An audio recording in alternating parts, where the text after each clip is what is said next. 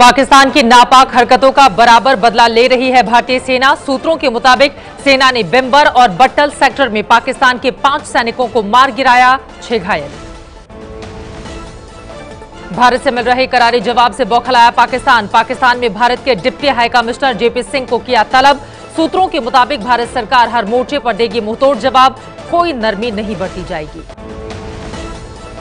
मोदी से मुलाकात के बाद रूस के राष्ट्रपति व्लादिमीर पुतिन का बड़ा बयान। कहा, पाकिस्तान के साथ रूस के पक्के सैन्य संबंध नहीं है। कहा, आतंक के खिलाफ लड़ाई में हम पूरी तरह भारत के साथ। 4 देशों की यात्रा पर गए पीएम मोदी ने रूस में राष्ट्रपति व्लादिमीर पुतिन से मुलाकात की। सेंट पीटर्सबर्ग में पीएम मोदी का हुआ जोरदार स्वागत। लेनिनग्राद पर कब्जे के दौरान शहीद हुए लोगों को प्रधानमंत्री ने दी श्रद्धांजलि।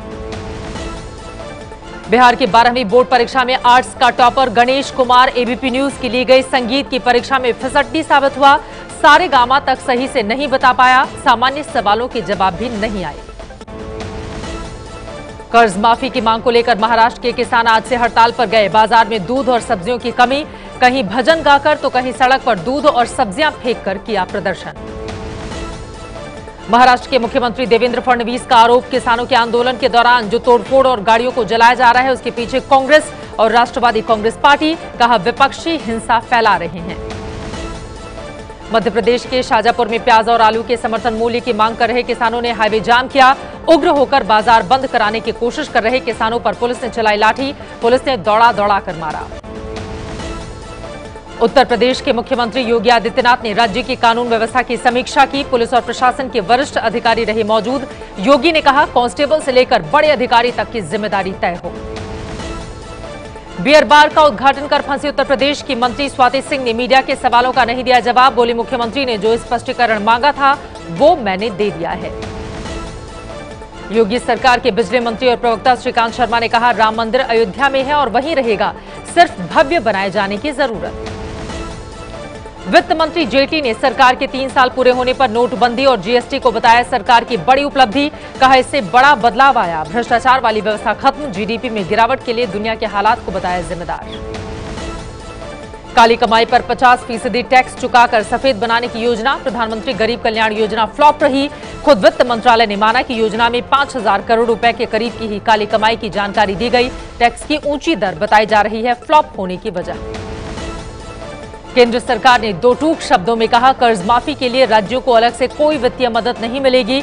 उत्तर प्रदेश सरकार को कर्ज माफी के अपने फैसले को अमल में लाने में हो रही है भारी परेशानी। महाराष्ट्र में भी कर्ज माफी के लिए सड़कों पर हैं किसान।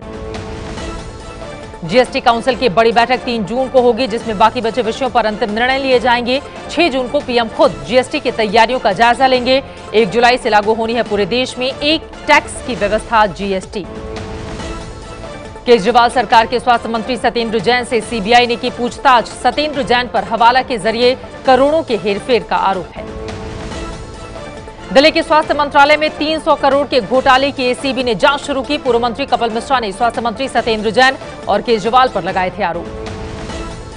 दिल्ली हाईकोर्ट के आदेश के बाद दिल्ली के कई इलाकों में एबीपी न्यूज ने की कूड़े की पड़ताल। कई जगह हो रही है सफाई तो कहीं अभी भी कूड़ा बिखरा पड़ा मिला। दक्षिण दिल्ली की मेयर कमलजीत सहरावत बोली, दिल्ली को साफ बनाने की कोशिश जारी। लालू परिवार से जुड़ी संपत्ति को लेकर मुंबई में छापे। इनकम टैक्स की टीम ने की छापेमारी। इसके पहले दिल्ली में भी लालू की कथित संपत्ति को लेकर हुई है छापेमारी। केंद्रीय मंत्री रामविलास पासवान की लंदन में हुई दिल की सर्जरी। परिवार ने सर्जरी को सफल बताया। केरल में गोहत्या के विरोध में गुजरात में चैतन्य शंभू महाराज के उपवास का दूसरा दिन। बीजेपी के भी तमाम दिग्गज नेता उनसे मिलने के लिए पहुंच रहे हैं। पाकीज़ा जैसी फिल्म में किरदार निभा चुकी अभिनेत्री गीता कपूर को अस्पताल से ओल्ड एज होम भेजा गया। 58 साल की गीता कपूर का बेटा नहीं कर रहा है अपनी मां की मदद, बॉलीवुड की मदद से हो रहा है इलाज। 25 मई को ग्रेटर नोएडा की जेवर में हुई लूट, मर्डर और कथित गैंगरेप के पीड़ित परिवार से लखनऊ में मिले सीएम योगी आदित्यनाथ। पीड़ित परिवार को 5 लाख की आर्थिक सहायता और बच्चों को मुफ्त शिक्षा का ऐलान किया। यूपी के राजधानी लखनऊ के किंग जॉर्ज मेडिकल कॉलेज में महिला के बलात्कार का आरोप, 1 आरोपी गिरफ्तार, 2 फरार, आरोपियों की तलाश है जारी। यूपी में एक के बाद एक अपराध की घटनाएं सामने आ रही हैं। कन्नौज में पानी पीने के बहाने घर में घुसकर महिला का गैंगरेप, दोनों आरोपी धमकी देते हुए फरार, अभी तक नहीं हुई गिरफ्तारी। यूपी के कन्नौज के जिला अस्पताल में ऑपरेशन के लिए घूस लेते डॉक्टर कैमरे में पकड़े गए। आरोपी डॉक्टर योगेंद्र गुप्ता ने करतूत को झुठलाया। बीजेपी नेता सुशील मोदी ने बिहार के बक्सर जाकर गैंगरेप पीड़ित के परिवार से मुलाकात की। ट्विटर पर पीड़ित परिवार की पहचान सार्वजनिक की। नीतीश के सुशासन पर उठाए सवाल, परिवार को न्याय दिलाने का भरोसा दिलाया। छत्तीसगढ़ के नक्सल प्रभावित दरभंगा के करका गांव में नक्सलियों की तर्ज पर ग्रामीणों ने लगाई जन अदालत। जादू टोना करने का दोषी मानते हुए एक शख्स की पीट कर हत्या की। 26 लोगों को जेल भेजा गया। दक्षिणी दिल्ली के लाडोसराय इलाके में बीजेपी नेता विजय जॉली की कार से चोरी। कार के पीछे वाले शीशे को तोड़कर बाइक सवार बदमाश बैग चोरी कर हुए फरार। गोलगप्पे खाने के लिए रुके हुए थे जॉली। गुजरात में नर्मदा नदी पर बनी सरदार पटेल की दुनिया की सबसे ऊंची प्रतिमा के 2019 तक पूरा होने की संभावना। प्रतिमा का 40% हिस्सा बनकर तैयार। प्रतिमा को अलग अलग टुकड़ों में चीन से भारत लाया जा रहा है। आरएसएस के वरिष्ठ नेता इंद्रेश कुमार ने की गाय को अंतर्राष्ट्रीय पशु का दर्जा दिए जाने की वकालत। बोले, जिस तरह योग के लिए कई देश आगे आए हैं, उसी तरह गाय को भी मिलेगा समर्थन। वीरेंद्र सहवाग ने भारतीय टीम के कोच के पद के लिए आवेदन किया। चैंपियंस ट्रॉफी के बाद खत्म हो रहा है मौजूदा कोच अनिल कुंबले का कार्यकाल। डी गणेश और लालचंद्र राजपूत भी दौड़ में। विदेशी नामों में टॉम मूडी और रिचर्ड पाइबस। ये है एबीपी न्यूज, आपको रखे आगे।